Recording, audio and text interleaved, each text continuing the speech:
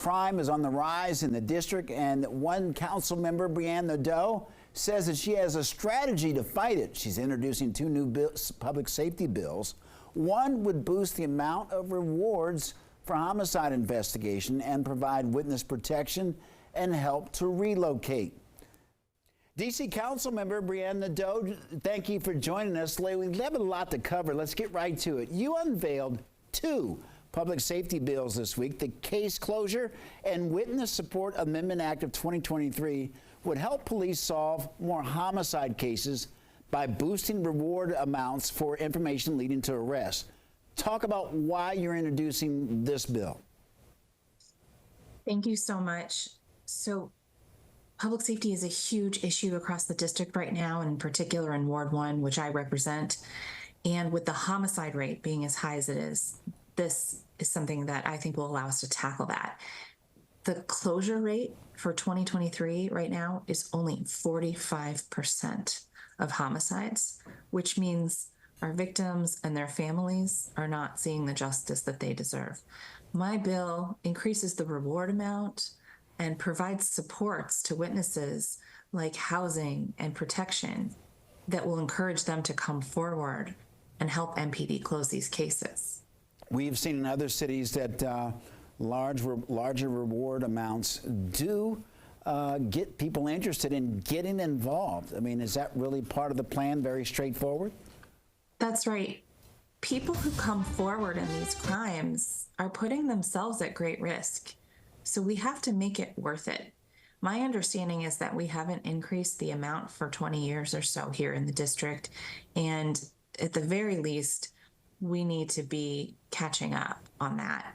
And so this would set the floor at $50,000, but would allow it to go higher as needed. And I do think we have to be creating incentives for people to come forward. We have to provide supports for them after they take that risk if we want to be closing these cases. Hey, Councilmember, where would the money come from, and would someone oversee the allocation of the reward money?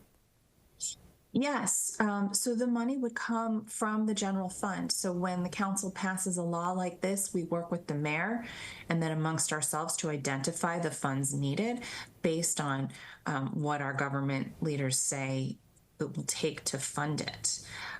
This also sets up the program for protection, physical relocation of residents, housing expenses and utilities, as well as basic living expenses, childcare, and documents to establish a new identity, transportation, storage of personal possessions, transportation to facilitate a safe transition.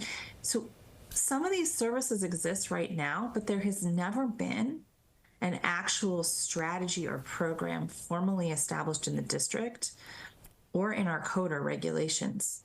So this would actually establish that. Do you know how many homicides have been solved by people calling in? Is there a number that's out there? I don't have that number right now, but I can tell you that when I've talked to MPD, which I do on a regular basis, they often talk about how after a homicide, no one's talking. It makes it very difficult for them to investigate when even the witnesses and the victims aren't willing to come forward. And I believe that part of that is the risk and fear of retaliation. And so by setting up this program, we can assuage that fear and hope that people will come forward more often. And your other bill, called the Reliable and Effective 911 Dispatch Amendment Act of 2023, would transfer fire and emergency medical 911 calls to fire and emergency medical services staff. Now, the district's 911 center, as you know, has been filled with complaints over the years of poor performance. Is your bill going to solve those problems? So my bill really looks at what's been going on over the past several years, and also builds on a pilot that was done with this exact mechanism.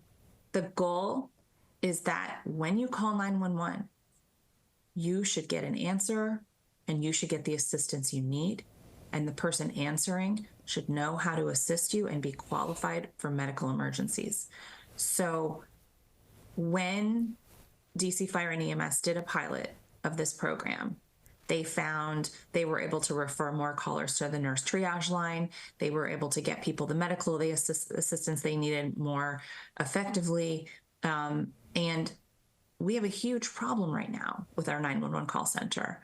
People are being put on hold, or they're having to wait to be called back. We have dispatch misunderstanding what the issue is. People should know with confidence when they call 911, they're going to get the assistance they need. So my bill is meant to tackle that. DC Councilmember Brianne Nadeau, thank you very much for joining us.